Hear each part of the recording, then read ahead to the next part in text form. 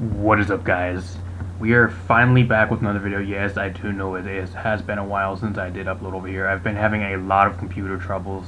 My computer, I'm pretty sure, is going out. So, again, it's from '04, so I'm pretty much overdue for a new computer sometime soon. I've been trying to record. It's been corrupting my videos. Either that, or like when I try recording, it doesn't want to record. Get to the point where I just give up, honestly. So if you guys are seeing this video, then it happened to work. It's like my third time recording this video. The last two times, one of them went corrupt when I tried saving it, and the other time it cut off like halfway through the recording and didn't record anymore and froze. So hopefully this works. If you're seeing it, then it works. This is gonna be actually a Paladins tier list for 1.6. Now 1.7 update is supposed to be next week. From what I heard, they're going to be making a couple adjustments to Dredge and then not too much else. It's going to be like some small patches and small bug fixes. So there shouldn't be really too much for 1.7. I think the next major patch is going to be 1.8, which is usually around, I think, like the end of the month or mid-November. So, and I'm assuming the battle pass is going to be ending here in like a couple weeks. So I think that's what 1.8 is going to be majorly what it's going to be about, is a new battle pass and a new season of ranked. So pretty much I got the 1.6 tier list. I'm gonna go over this real quick with you guys. I'm not quite sure how long this video will be. But if you are hyped, you guys want and you guys want a video like this in the future for 1.8 onward, I'll see how the support is. If you want to show some support, drop a like. And if you are new and you want more videos like this in the future, please subscribe. That'd be great. It really helps me out. This tier list, there's actually a site that actually lets you make like a tier list as well, which really helpful for me. Just because with like Splatoon and stuff, I had to like make my own tier list. I had to like sit and write each specific weapon out, which took forever. So this website actually made it really easy for me. You guys probably know it's Paladins Guru, whatever it is, but for SS, SS being the highest tier, and we have, I think, C being the lowest tier. I'm gonna tell you guys right now, spoiler. Guess who's C? Or it's D actually. Moji's D. There's no reason to use Moji. Moji's the worst character in the game. Not even gonna talk about Moji. Moji sucks ass. C. I'm gonna go over that right now as well. Sky. There's no point in you ever using Sky. The only reason you're gonna be using Sky is if you're insanely good with Sky, and that's like the only reason. You can make Sky work, and if you're like 100% like a god tier player at Sky and ranked. That's the only reason to use it. Otherwise, no reason. If you're using it, you're more than likely going to be a hindrance to your team than actually being doing something. So I recommend that you do not do that. Ranked is already frustrating enough with all the retards and all those other people that have no idea what they're doing in ranked, that causing people to go down. So go down in ranked. So that's why I'm not even playing ranked until like until the split is over. So for SS, we got Makoa, Torvald, Inara, and Androxus. Androxus I'm going to talk about first. Androxus I actually do think needs a slight nerf. Androxus, I think it's not the main attack, but second attack, Defiant Fist, or I think it's the ability, Defiance, pretty much his punch. Androxus' punch is really overpowered. I think it is. It's way too spammable, and I think it needs a 3 or 2 second cooldown, preferably 3. I cannot tell you guys how many times I've been in a 1v1 versus an Androxus, and I've lost a 1v1 which I could easily win just because they run their clip entirely dry and they're able to spam punch me to death. That should not be the case. I've lost so many 1v1s just because of that fact. You should not be able to run your clip dry and then just spam punch your way to win a 1v1.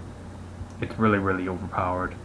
I wouldn't say it's like super overpowered, but I think it's kind of unfair. I think it needs a slight change. I don't think it will do anything to Androxus. I think it'd still be the SS tier, even if they give it a 3-second cooldown for his punch. I think it will do nothing for him. He'll be at the same spot. He'll be the same viability. I think that's what they need to do for at least 1.7 or 1.8. At least when they change some stuff around. Inara is the best tank in the game. It can legit, if you have a good healer, it can legit 1v1 entire teams just by standing on the point. A lot of this stuff's going to be actually for ranked as well, which is siege mode. Some of this can also apply to an onslaught. Onslaught is a little bit different though in some aspects, but this is going to be mainly for Siege and Ranked. I kind of designed this around console, a little bit more preference than PC as well, so if there are some little bit of differences, then that's kind of why. And if there's some stuff you do not agree with me with, then just let me know in the comment section down below what you would change. If you guys want my opinions more in depth, I'll let you know in the comments, that'd be cool. Or if there's something I did not cover in this video. Torvald having the ability to give bubbles and pocket like other flanks for it, like Androxus as example, and having the field study, which boosts like an Androxus damage by 30% for like 4 seconds. Way overpowered. Torvald and Androxus, and you pair that with like a main tank like an Inara, Makoa, and then you put a good healer and like a damage or something on the team. I don't know. You're gonna be tearing through, or I guess you can put a damage you really don't need. I'm not quite sure what you can really even do, but right now it's pretty much, if you're going to be running Torvald, you're going to be running Torvald Androxus. Torvald Talus is really overpowered. Torvald Drogos, I've seen Torvald Willow. Even in the PPL, they're actually running Torvald Willow, and even Torvald things like Torvald Leon and stuff like that. A lot of different things. Torvald Eevee in the PPL. So Torvald has a really high viability gap. The one thing Torvald is really held back by is it cannot be a solo tank.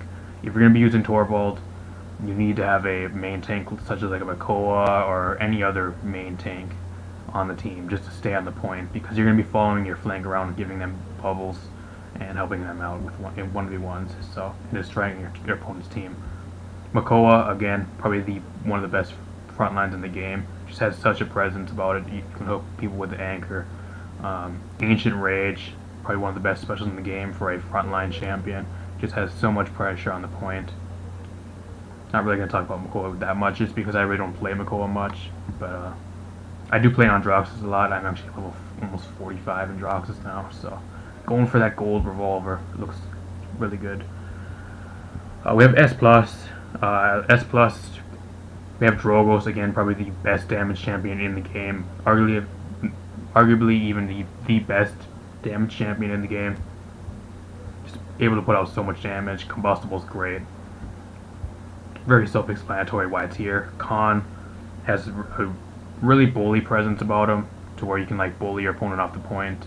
I did not put Khan as an SS, just because I think it has a little bit lower viability recently, especially with the burst meta, where he's able to be really chipped down very easily, just because he doesn't have like the best shield and he kind of relies on Battle Shout a lot. So he's not as tanky as a lot of the other front lines as well.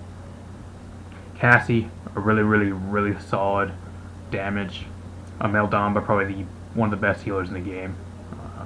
I really just do not use Meldamba that much because I play on Switch, and I always seem to miss like the hit scan heals, so I tend to play different things like Ying, Furia, any other healer apart from Meldamba is what I play usually, just because I seem when I pick up Meldamba I just don't do very well, or at least as well as I should. Fernando, great point presence, so very solid. Ying, Life Exchange has given a new lease on life for Ying. Without Life Exchange, I'd put actually Ying as probably like an S or an S-. Life Exchange right now is actually better than Furia with the recent nerf to Furia. And I put Terminus here. Terminus, again, very good front line. Not going to talk about him very much. Pretty much the gist there. S+, or regular S, we have Leon. Leon probably being the best, probably one of the best, I guess, apart from Willow. It depends which one you want. If you do want a blast on your team, or if you just want a straight up damage, raw damage champ, Leon is that champion. Having Death and Taxes with pretty much a +3 Cauterize out of the gate, having the ability to run Wrecker and have Cauterize on the same set with your ability is insanely good. You don't have to worry about healers. Probably one of the best support killers in the game. You can 1v1 pretty much any support in the game. So insanely good. The ult is insanely good as well. Very good ult for 1v1s. Furia, the reason Furia is down here, I actually put Furia as an S+. It depends how you look at it. If you're going to be using Furia for the Solar Blessing, I put her at S+. if you're going to be using Furia for Cherish, which for casual ranked, and if you're not like on a team for casual ranked, you're not going to be having much coordination with Solar Blessing. So with Cherish having a pretty huge nerf this last patch, they actually upped the cooldown I think by 1 or 2 seconds. Really took a huge bump nerf. So that's why I think Ying is a lot better than Fury right now, just due to that fact. If you're running Solar Blessing, I'd put it up to S+, but in casual ranked, just not as good as Ying. That's the reason why she's S+, or S and not S+. Ashe, great off tank. Not a good solo tank, but a great bully off tank. If you really have like a main tank for your squad. Barrack, great on certain tracks for holding the point. Decent off tank as well if you want to run dual tanks. Ruckus, probably one of the best damage tanks currently. Willow, the budget Drogos, again, able to spread anti-heal around with the dead zone. Very, very good. And Talus. Talus is one that some people may say that I have a little bit high on this list. I think just like regular S is good enough for Talus. I was going to put S-, but I think S is probably the most appropriate place. Talus just melts so damn quick, guys. If you have not used Talus recently, you got a really, really huge buff. I think which was really needed, where he actually doesn't knock the opponent as far back with his ult, and he's able to get a lot more damage, which really made him really, really niche right now. He just melts opponents so fast, he could 1v1 pretty much the entirety of the game, apart from like tanks and really bulky things and stuff like that. You pair that with a Torvald, and you're going to be wrecking an entire team, honestly, if your opponents are not prepared for it. Then having the ability, inner strength, having your ability set down after you, or reset after you teleport back to your portal. It's insanely good. I have Bomb King and Dredge. Dredge, again, is not in ranked right now, but this is just a prediction. They're supposed to be nerfing Dredge and changing a couple things about Dredge in 1.7 from what I heard. They're going to be giving a huge nerf to Hull Piercer, which I think is the thing that your Harpoon does increase damage to shields. They're going to be giving that a huge nerf. And they're going to be giving a couple abilities a few changes. So that's just kind of a prediction where I see it staying. Not quite sure what they're going to really change, but that's the prediction. Bomb King, very solid S if you want a good blaster. You have to play him very well. He's really hard to play. I just can't seem to master him. But if you're good with him, he's decent. Ahab, Ceres. Ceres, one of the things I really don't like about Ceres, and not many people like, so she really does not offer the team really anything above any of the other supports. She's just kind of there. She really just has a presence of healing. She's kind of just like a heal bot. Doesn't really do too much else. She has okay damage, but she gets really killed really easily. Kind of this really doesn't offer much apart from healing. Shaolin. The only reason you're going to be picking Shaolin is if you cannot get Cassie or any of the other damage dealers above him. You got a huge nerf with Desert Shadow, so that's kind of why he's down here. Incandescent Strix, kind of self-explanatory. Both snipers, A+, very, very solid if you use them well and on the appropriate track with the map. We have A. This is where most of the flanks actually fall. How far are we in? Most of the flanks. We have Maeve. Maeve is probably one of the most.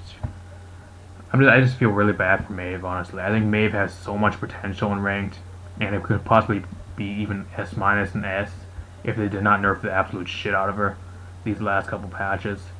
I don't care how many people tell me that Street Justice, the changed where it executes 35% or below, is a buff. I'm gonna say it's a nerf. No matter how many people tell me that was a buff, it is a nerf. Before, the Street Justice actually did I think it was like a chunk of damage based on your opponent's health. You can pretty much rely on that twice. With Street Justice now, it's only like you only rely on the ability when your opponent's low. You're not able to get two huge chunks of damage off your opponent and able to finish him that way. Essentially, it was already an execute. You just had able to use it twice. Right now, you can only use it once when your opponent's insanely low. Otherwise, just Pounce does the standard 400 damage, which sucks. Granted, it's great for it's a great flank for if you're going against like you have a good DPS, like a damage champ on your team, and you're going against like a team that's a little bit more bulky, you can like dual or triple tank, and you're able to get them really low. It's a great execute for those and takes them out really, really quick, and does a lot of chip. I just don't think Maeve has the damage presence and the overall luster it really had. She also got a lot of I think damage reduction nerfs as well to a lot of her cards. Really hurt her. What they want to do, if they're going to be making Maeve better in 1.8, they need to up her damage to 425. 400 for both daggers is not enough damage. It just does not put enough damage out. If they want to start, they need to start with upping your damage back up to 425. They start there, and then you can progress onward from that. Zin, very niche. Again, puts out a lot of damage, but not as good as Talus or Andro. Very situational. Koga. Honestly, I would put Koga as maybe like an A+ or an S before Master of Arms nerf. Right now, he's pretty much the same as any other flank. Not really much that makes him special anymore, honestly, to that nerf. Eevee, if you can play her well, she's very good. But apart from that, nothing that really makes her special. She only has one way to get damage, which is her Ice Staff, which does 850. Apart from that, she has no other way of damage. So you have to play her very well. Tyra got a pretty good buffs with the Hunting Party buff this last couple patches. I just don't see her being played enough though. She's very niche. The only way you're gonna be playing her is if your opposing team has like a lot of tanks. You run like Firebomb, or if you have like a coordinated party and you run like Hunting Party to dwindle down a lot of your rival team. Apart from that, you're not gonna be seeing too much of Tyra. Victor again, not really special. Just able to do a lot of damage. Burst mode is great. Shrapnel is great. Hip fire is great. Just overall a very good champ that just put a lot of damage. Pip. They did buff Pip a couple times, but Pip again just not really seeing too much use. There's not really too much way to use him. If you use him good, then fine, throw him on. But if you're not using Catalyst, there's not really no reason to use him. Buck. Nothing makes Buck special. Not really gonna talk about him very much. We have Vivian. The only reason you're going to be using Vivian is you want to run sap rounds. I think that's her only viability. Apart from that, you can run her as a damage, but she lacks mobility like Tyra and Victor. Victor, I guess, has hustle, but apart from that, there's not really too much reason to use her, honestly. Grover, not really going to talk about them because I have never used them, and I do not plan on using them. So if anybody wants to talk about them in the comments, that'd be cool. Genos. Just does not put out enough healing. It's a small tick over time. Not good enough. It's more for like squishier teams and teams with like 3 DPS or like 3 flank.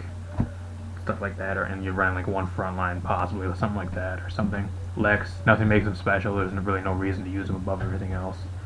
And I talked about Sky and Moji. Not really too much else to go over. If there's something I did not cover in this video, if you guys want an explanation or if there's something you guys want to state, let me know in the comment section down below. Hope you guys enjoy it, and I'll see you guys in a future video.